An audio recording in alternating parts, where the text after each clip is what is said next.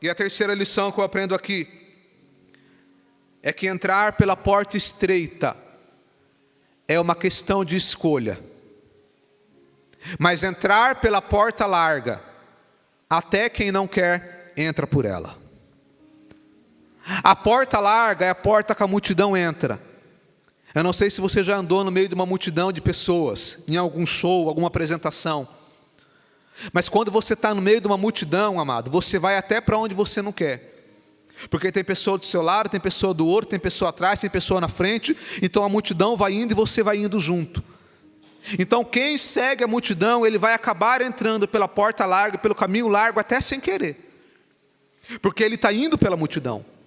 Agora quem quer entrar pela porta estreita, ele não entra sem querer. Entrar pela porta estreita é uma escolha. E essa escolha é uma escolha pessoal. Por mais que eu ame a minha esposa, eu não posso escolher por ela, e nem ela escolher por mim. Por mais que você ame o seu filho, quando o seu filho crescer, é ele que vai ter que fazer a escolha dele. E é por isso que Jesus disse, no versículo 13, entrai pela porta estreita. Ele está dizendo, olha, é vocês que vão escolher. Então nós temos que fazer uma escolha. Se eu quero entrar pela porta estreita, ou se eu quero ir pelo caminho largo. É uma questão de escolha. A porta estreita é o caminho aonde eu vivo para fazer a vontade de Deus. A porta larga é o caminho aonde eu vivo para fazer as minhas vontades. Porta larga é isso, amado.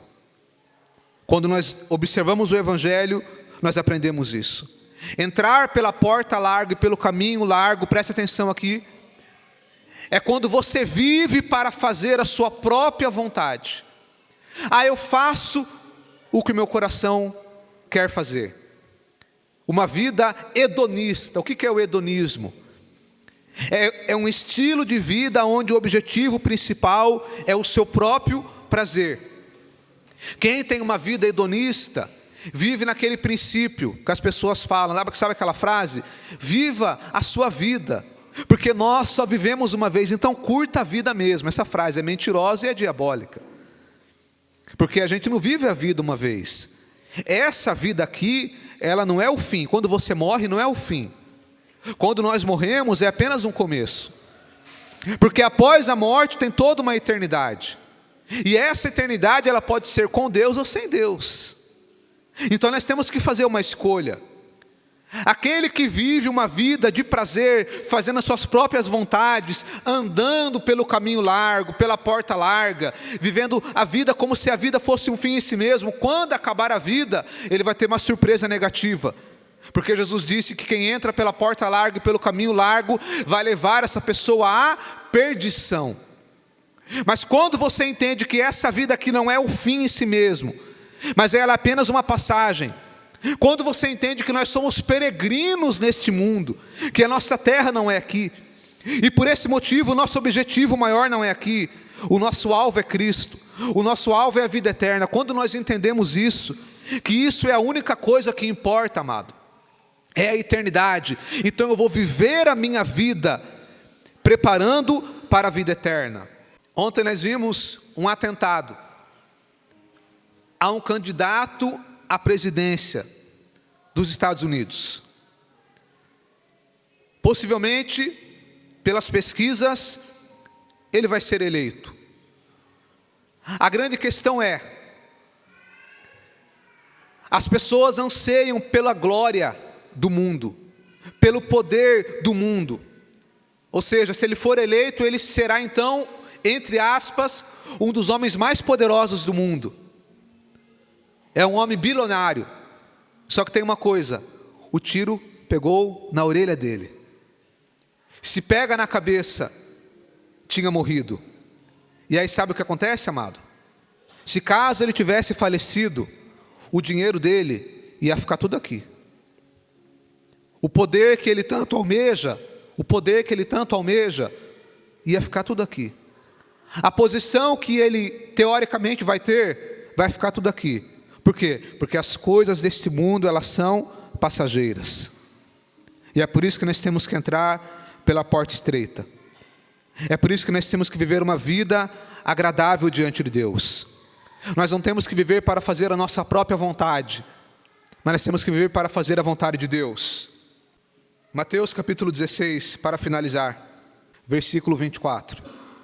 Então disse Jesus aos seus discípulos: se alguém quiser vir após mim, renuncie-se a si mesmo, tome a sua cruz e siga-me.